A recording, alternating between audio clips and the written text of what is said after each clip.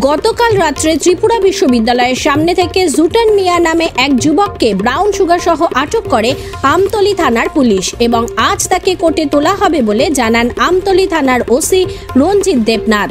ওই ব্রাউন সুগারগুলোর বাজার মূল্য আনুমানিক 1,20,000 টাকার উপর হবে বলে জানান।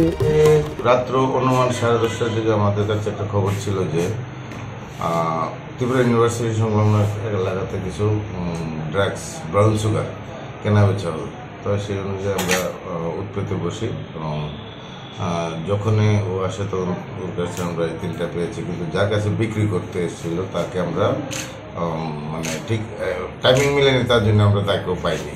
তো তাকে আজকে আমরা রিমান্ডে আনছি। রিমান্ডে এনে জিজ্ঞাসাবাদ করে কার কাছে বিক্রি করার জন্য এসে আমরা তাদেরকে আজকে অ্যারেস্ট করার চেষ্টা করব। ওর সাথে কি আর অন্য কেউ জড়িত আছে বলে আপনাদের মনে হচ্ছে? হ্যাঁ, যে মানে কেনার জন্য এসেছিল তো তার সাথে জড়িত থাকবেই, তার জন্য আমরা তাকে আজকে রিমান্ডে আনছি। ওর কাছে কি আর কিছু পাওয়া গেছে? একটা মোবাইল পাওয়া গেছে, আর কোনো টাকা পয়সা কিছু পাওয়া যায়নি। শুধু 3 প্যাকেট পাওয়া গেছে ব্রাউন সুগার, যেটা প্রায় বাজার মূল্য এখন 1,20,000 টাকার মতো। নাম কি? জুটন মিয়া। ও কি বিক্রি করতে আসছিল? ও বিক্রি করতে। ওর কাছে তো আরও থাকতে পারে, ওর মানে জিজ্ঞাসাবাদে কিছু পাওয়া গেছে? এখন পর্যন্ত কিছু পাওয়া গেছে না, তো আজকে রিমান্ডে আনছি। রিমান্ডে এনে আর জিজ্ঞাসাবাদ করবো। বাড়ি কোন জায়গা থেকে? বাড়ি ফুলতলি। আটক করা হয়েছে? আটক করে ত্রিপুরা ইউনিভার্সিটি সংলগ্ন এলাকাতে। কটার সময়? রাত্র 10:30 অনুমান 10:30।